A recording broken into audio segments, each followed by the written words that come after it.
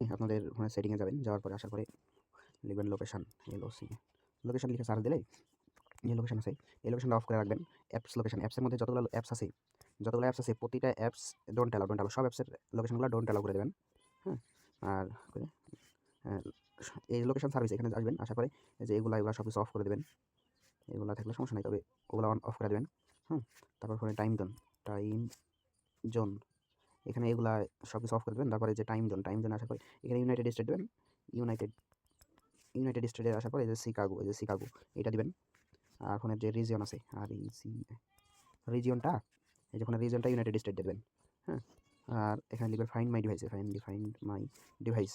Find my device এটা on থাকলে পরে এটা অফ করে দেবেন। ওকে, কাজ শেষ, এতটুকুই কাজ ফোনের সেটিংয়ের।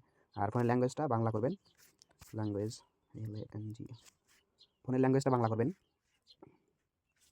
ফোনের ল্যাঙ্গুয়েজটা বাংলা করে দেবেন। আর হোয়াটসঅ্যাপ থেকে যখন কোড পাঠাবেন তখন হোয়াটসঅ্যাপের ল্যাঙ্গুয়েজটা বাংলা করবেন। আর ফোনে কোনো সিম রাখবেন না, সিম থাকলে পারে আপনার মনে করেন যে ওয়াইফাই দিয়ে কাজ করবেন আপনার। আর যদি ফোনে সিম থাকে তাহলে হোয়াটসঅ্যাপে যে নাম্বার দিলে 1 ঘন্টার সমস্যা বলে যে 1 ঘন্টা পরে ট্রাই করুন, ওই সমস্যাটা হবে। তো এতটুকুই হচ্ছে ফোনের কাজ, বাকি কাজগুলো তো ওই যেই 2 নম্বর ভিডিওতে দেখা দিচ্ছি।